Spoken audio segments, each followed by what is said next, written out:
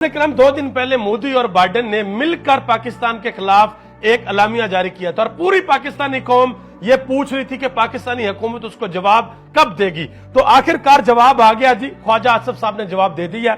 आप सब ये जवाब सुने और सुनकर पूरे पाकिस्तानियों के साथ शेयर करें कि क्या जवाब हमारी हुकूमत ने बाइडेन को और मोदी को दिया। और उसके अलावा राना सनाउल्लाह ने एतजाज अहसन और लतीफ खोसा के बारे में एक बड़ा अहम बयान दिया और यह भी कहा कि पाकिस्तान तरीके इंसाफ हमें मंजूर है, लेकिन एक छोटी सी शर्त के साथ। वो शर्त राना सनाउल्लाह ने क्या रखी है वो भी मैं आपको बताने के लिए जा रहा हूं। सबसे पहले ख्वाजा आसिफ ने बयान दिया, उन्होंने कहा जी मोदी और जो बाइडेन की जो ज्वाइंट स्टेटमेंट आई है, अल्लाह ताला खैर खैरियत रखे, इलेक्शन के बाद जो मुस्तहकम हुकूमत आएगी वो इन मामलात को देखेगी। ख्वाजा आसिफ यानी कि जो कोई बैठ के बाहर से पाकिस्तान के बारे में जो मर्जी कह दे, हम फिलहाल कुछ नहीं कह सकते।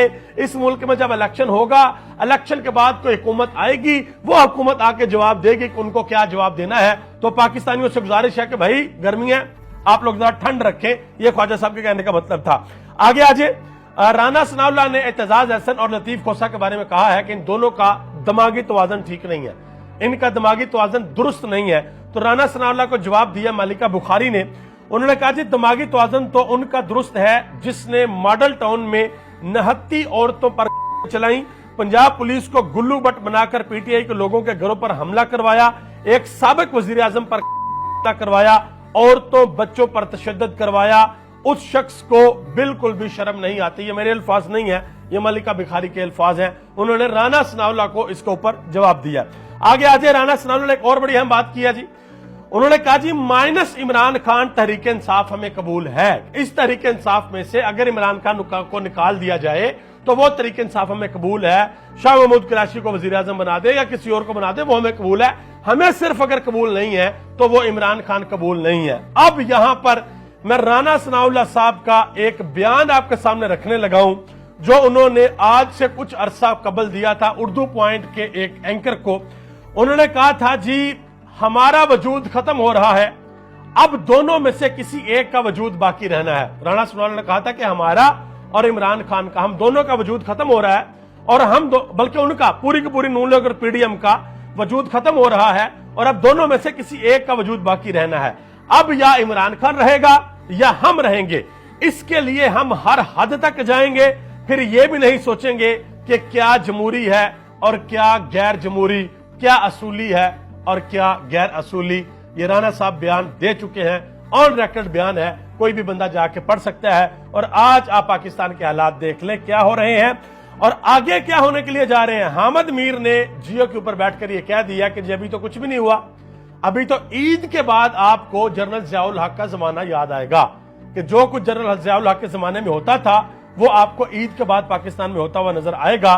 तो हमारे अदारों को चाहिए कि वो हामिद मीर से पूछे कि वो इस तरह की अफरा तफरी की खबरें पाकिस्तान के अंदर क्यों फैला रहे हैं। आगे आजे जमात इस्लामी के एक मेंबर है कौमी असेंबली के मौलाना अब्दुल चतराली, उन्होंने एक बयान दिया पार्लियामेंट के अंदर खड़े होकर। उन्होंने कहा जी पार्लियामेंट लॉजिस में मुनशियात का इस्तेमाल होता है, नशे का इस्तेमाल होता है।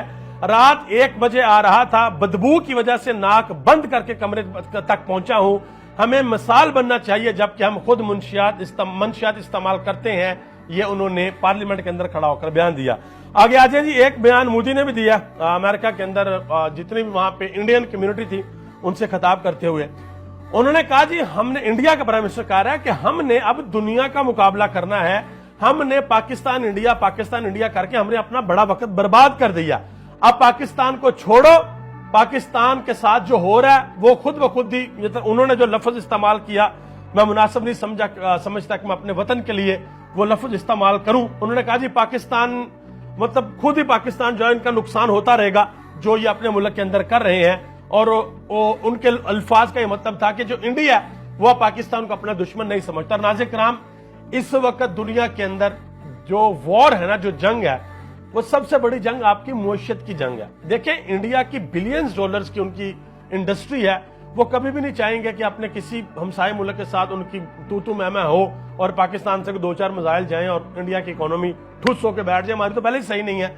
तो इसलिए पाकिस्तान को भी सोचना होगा कि हमने अगला 20-25 साल का रोड मैप क्या रखना है। अगर तो हमारा रोड मैप ये है कि 5 साल नून लीग के, وہ نون لیگ 5 سال میں زرداری کو کہے گی تم چور ہو، اگلے 5 سال پھر زرداری کے، وہ 5 سال زرداری نون لیگ کے کہے گا تم چور ہو، بس یہ لکم چھٹی لگی رہے گی.